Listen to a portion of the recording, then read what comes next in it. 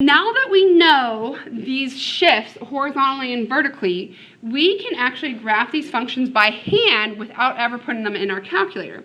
And how I do it is I kind of just label in it. And guys, it's going to be easy today because you're kind of following me, but what's hard is if you don't know the library of functions, those 8 functions that we started with, it makes it hard. Like, I'm a teacher, so I know that my function's a quadratic, and I know the quadratic looks like this, and that's absolute value. I know he looks like, you know what I mean? Like, I just know that. So call me out, raise your hand if you're like, well, why are you using that point, or why are you using that point? All right, so the whole idea is this function has not been stretched. What do I mean? It's not skinnier, it's not wider, it's just been relocated, all right? So we just need to find its new location. So what I do is I just label everything manually, okay? Our parent function, does everybody agree? The parent function is the x squared. So I just label that. The parent function is x squared. That's what you find your x and you say, okay, I know a lot of things are happening to my x, but what's the main thing? There's a square, is there an absolute value, or whatever it may be. So our parent function is x squared. What does that mean? It means if we have not moved it anywhere, he's located at the origin, we go over 1, up 1, we kind of have that parabolic shape. Well, now what we have to do is we have 2 shifts. We have a horizontal shift and a vertical shift. So this +3 on the inside, guys, first of all, let's just decide. Is that moving it horizontally or vertically? It's moving horizontally. Horizontally. So anything on the inside is horizontal, and anything horizontal is the opposite of what you think. So which direction are we moving this, to the left or to the right? You got it. So we're moving it to the left 3, right? So what does that mean? It means instead of being at the origin 0, 0, I'm going to be moving my pencil to the left 3. But then, what's this -2 on the outside doing? It's shifting it which direction? Down. Down how many? 2. You got it, okay? And that's all I do. I say, okay, let's find where that vertex is that's usually at 0, 0, okay? So here's my pencil. He's floating at 0, 0, but I know I need to go to the left 3, 1, 2, 3, and down 2, 1, 2, okay? And as long as we have not stretched this guy, the other 2 points are just over 1, up 1 in either direction, right? Because if you remember, when we graphed it, I'll go back to the original. When we graphed it, we just went over 1 and squared it, we got 1, and we went over to the left 1 and squared it, we got 1. So your little cluster of points is always like that as long as you have not stretched it horizontally or vertically. So we haven't stretched him, we just relocated him, right? So we're still just going to go over 1, up 1, over 1, up 1. And guys, you have your generic shape of your parabola. There he is, hanging out. What's great about this is on MyMathLab's even easier. What do I mean by that? MyMathLab only requires 3 things. What do I mean by that? You have to click that you want the parabola, so you pick the parabola tool, and then you drag your arrow to your vertex, and you click your vertex, and then it just wants one other point.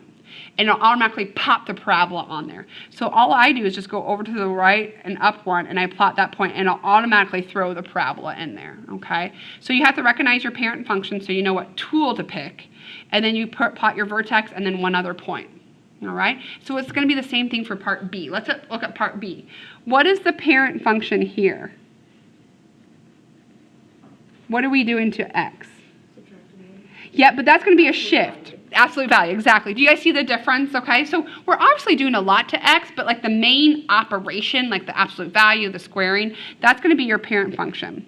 So our parent function is the absolute value function.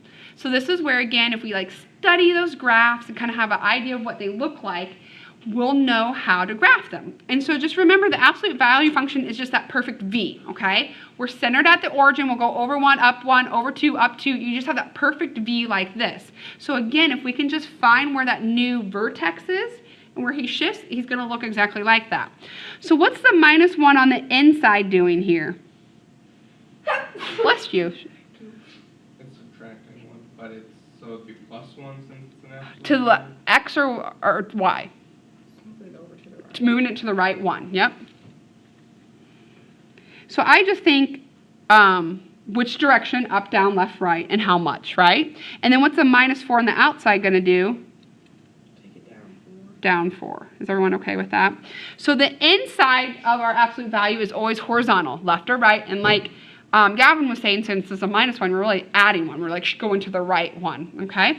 So again, how do we graph this bad boy? Well, we normally would be at 0, 0, But now we're going to go to the right one. Here we are, going to the right one and down 4. 1, 2, 3, 4. And then if you remember, we can look back if we need to, the absolute value function was just this v where we just kind of moved over 1, up 1, over 1, up 1 in either direction, okay? So now that we know where our vertex is, guys, we're just going to move over 1, up 1, over 1, up 1 into this perfect v shape. So it's very similar to the x squared, but the x squared gets a little bit steeper quicker because we're squaring, where the absolute value is not as steep, okay? There he is. You relocated our absolute value function, okay? How could you do these two on the graph? I do want to show you because if you're working on your homework and you're just stuck, obviously come see me, but we can always just double check it on our graph, okay? So in our graphing calculator, y equals, I'm going to plot this, parentheses x plus 3 parentheses squared minus 2. I'm going to hit graph. And you'll notice it resembles ours, right, where it's been shifted to the left 3 and down 2. There he is, okay? I'm going to go ahead and go to my y equals and clear that out. Absolute value is kind of hard to find, but if you notice on your graphing calculator how it says catalog right above your 0, if we hit second catalog, absolute value is the very first thing highlighted because it's A, okay? So if you hit second 0, hit absolute value, whatever you type in the absolute value symbol is what you want to have the absolute value of. What do I mean? In the second equation here, guys, the x minus 1 was in the absolute value. So I'm going to type x minus 1 and close off my parenthesis. And then the minus 4 is on the outside of that absolute value. Is that okay? And when you graph that, that should be our absolute value equation where it went over 1 and down 4, just like we graphed. They're going to always be a little skewed because it's not a perfect square viewing window, right? So theirs looks a little bit wider than ours, and that's just because it's a rectangular viewing window versus like a square viewing window. Is that okay? So again, if you're working on homework and you're absolutely just stuck, you can always use your calculator, but on the exam, I am going to have you do like a page or so of these graphing transformations without your calculator. All right, so the next thing we're going to do, guys, is stretching and shrinking, okay? They're called compressions.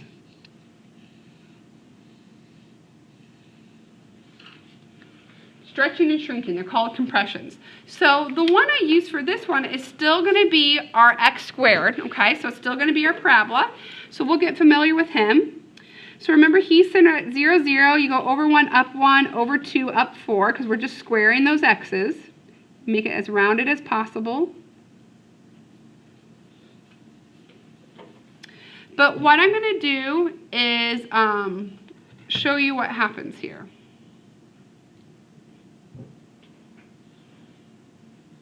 Okay, so on B, I'm going to put a 3 out in front. So notice it's not a plus 3 in the back. It's not a plus or minus 3 in the inside. It's multiplying by 3.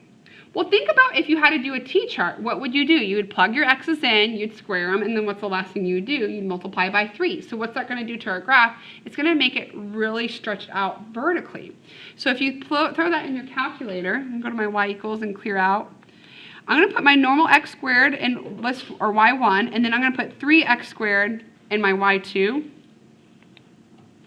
So it always graphs y1 first, so notice that. But then it goes and graphs that guy, and look how skinny he is. Okay? So what it does, it takes each of your y values that you normally would have, and then multiplies by 3, okay? So 0, 0 is not affected. Notice how his vertex is still at 0, 0, correct? So 0, 0 is not affected. But usually we go over 1, up 1, but now we're going to go over 1, up 3, because what's 1 times 3? 3. And then we can't even do over 2 up 4, because when we go over 2 up 4, what would we do with our y value? 4 times 3, we would be at 12. We'd be off the chart, okay? So just realize this makes our guy really skinny.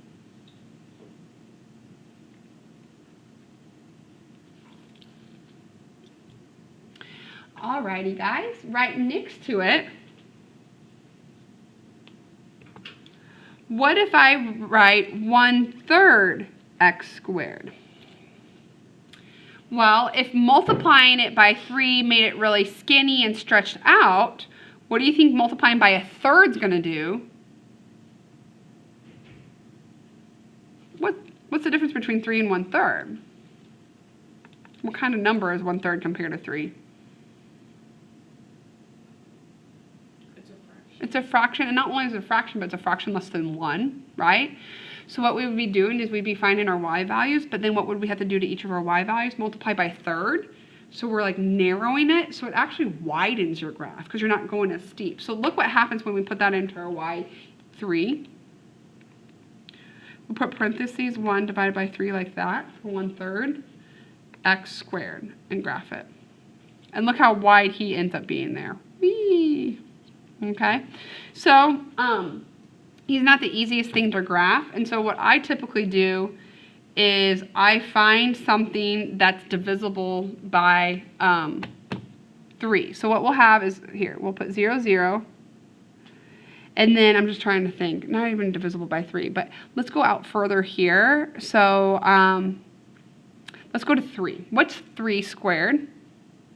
9, but then 9 divided by 3 is 3. So what I did, because typically I don't graph 3, because if it's just squared, I guess we could. We wouldn't be off the chart. So typically you would graph 1, 2, 3, and then you'd square it and you graph 9, right? But what we're going to do is we're going to go over 3, 1, 2, 3, square it, we get 9, but then we have to multiply by 1/3, which just makes it 3.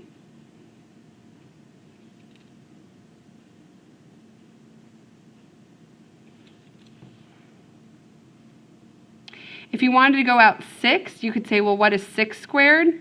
That's kind of getting far out, though. 6 squared is 36, but then 36 divided by 3 is 12. So he'd be kind of out here. But just notice that we're widening it just a little bit. It's hard not to make it like a V. Okay. So let's go ahead and graph or follow our rules. I didn't give you one. I'm stealing these notes from another instructor who kind of compiled them from notes I had given him. We didn't show you examples of internal, but the internal is basically the same thing, but it's the reverse. So what I want to do, guys, is take these rules and talk about what it's doing to our graphs, okay?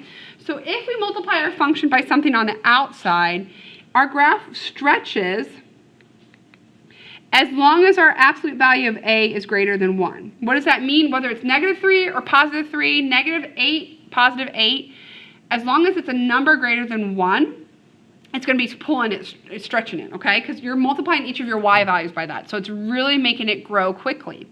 It's going to be shrinking, so it shrinks if the absolute value of a is between 1 and 0. Meaning, kind of how Corey said, 1/3 was a fraction, right? So as long as that fraction is less than 1 but greater than 0, it's going to be shrinking our graph. Okay? Guess what? If it's internally, meaning that's 1/3 of that 3 is inside the square, it's the flip-flop. It's the opposite of what you're going to think, okay? So if it stretches when the number on the inside is actually small, okay? Where the absolute value of a is between 0 and 1.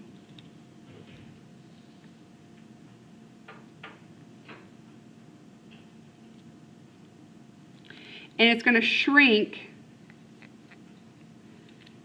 when the absolute value is greater than 1. Okay? What I want you to take from it, though, is this. How do we do it? In order to get this vertical stretch, okay, vertical compression, all we're going to do is take our normal y values and multiply by that a. Okay, so like I said, our normal y value for 1, 1 was 1, but we multiplied by that a of 3, so it stretched it up 3. Or our normal value for 3 was 9, but we multiplied it by 1/3, so that's how we got 3 there. How do we do it for here? We do the opposite, okay? So we're going to multiply by the reciprocal, okay? So in order to find the horizontal compression,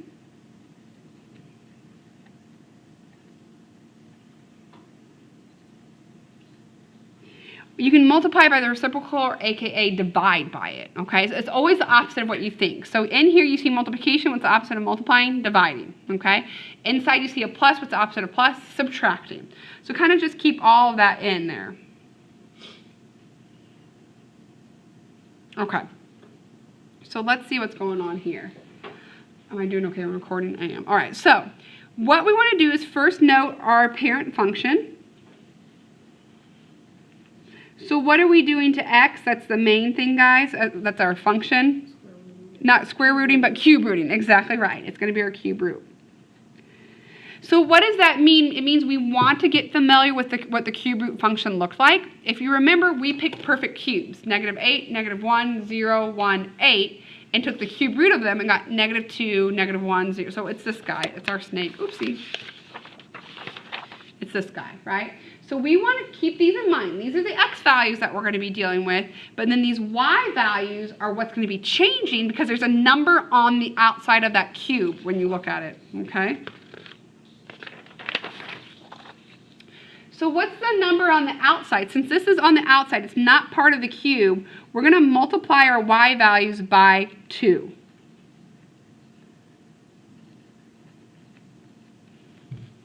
And that's when knowing what values we normally have comes in handy, okay? So anytime you have cube root, square root, think of the perfect cubes, the perfect squares that you deal with, okay? So the perfect cube root that's furthest here is -8. What's the cube root of -8? -2, right? Perfect.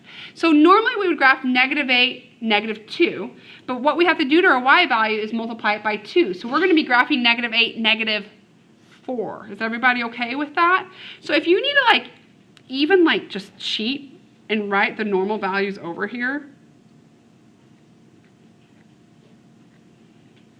right? If you want the normal ones over here, just so you know what we're doing, okay?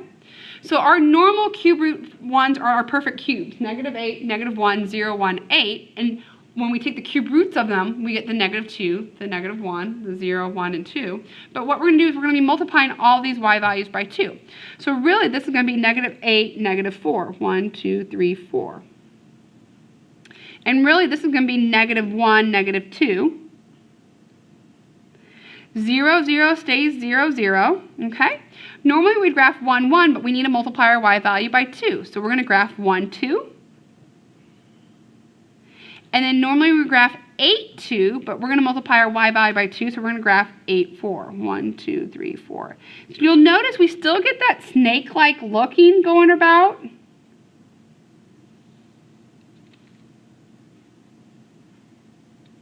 But he's just stretched vertically now, right? Normally he's pretty narrow, but we're pulling him vertically.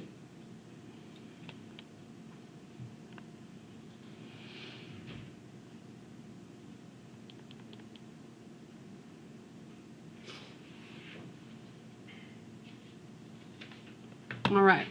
So then our next one, I hate, I shouldn't say this because it's on recording.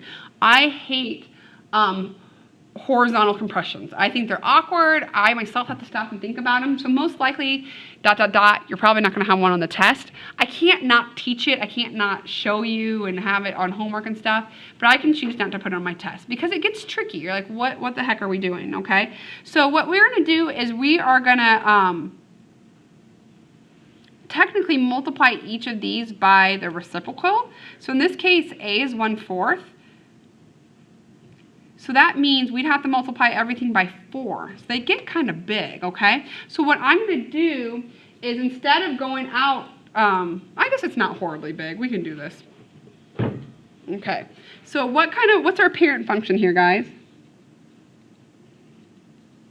Multiplying the x by 1/4. That's what we're doing. That's our transformation. But what's the parent function? Not square root, but What's that called? just square. Yeah. Okay. So the root's when it has the house, the square, the cube is when it's just the power, right? So again, I'm going to kind of do a cheat. Let's just write what we usually are dealing with.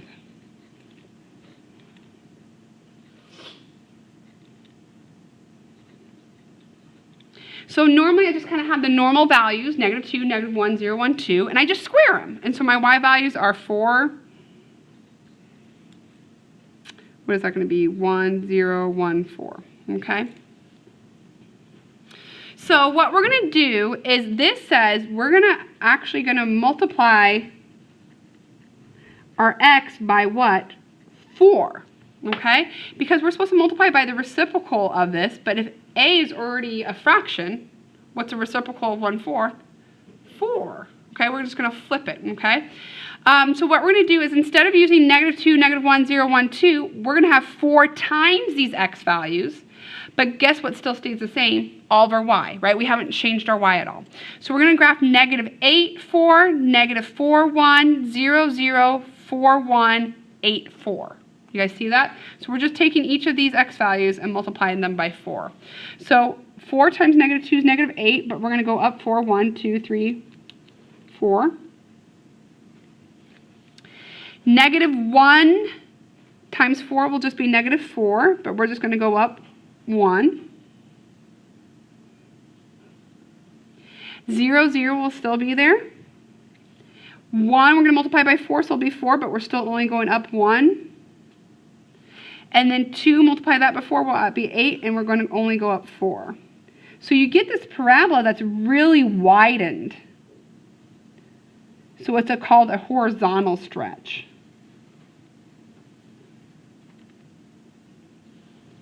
I don't like them. They're weird to me. Like, it's just backwards thinking. What I'm going to do before we go on to the next page is I'm actually going to check each of these with my graphing calculator to make sure we're doing it right, okay? So let's check A first. So in my y equals, guys, I'm going to clear out everything I have in my y equals, and I'm just going to graph this function, 2. And then your cube root, guys, is if you hit the math feature and see number 4 is the cube root, and you just put x under there. So I typed 2, then I hit the math button, and I chose number 4. So let's just graph that and see if he looks relatively what we have going on. He does. And kind of just check points. It's hard to see, but like this is 1, and he'd be up 2. This is over 1, this is down 2, and so forth. We'd be able to check it, and he looks good. So I think we did him okay. And then let's just move on to this guy. I'm going to go back to my y equals and clear him out. But I'm going to put in parentheses 1/4 x parenthesis squared. So make sure you put that square on the outside and graph that and see if he's widened. And again, it's hard to tell, but if you go out 1, 2, 3, 4, he's up 1. 5, 6, 7, 8, he's up, oops, he's up a little bit. Oh, good, he's up 4, okay? So everything kind of matches what we did. So it's kind of a nice check just to make sure you feel comfortable with that.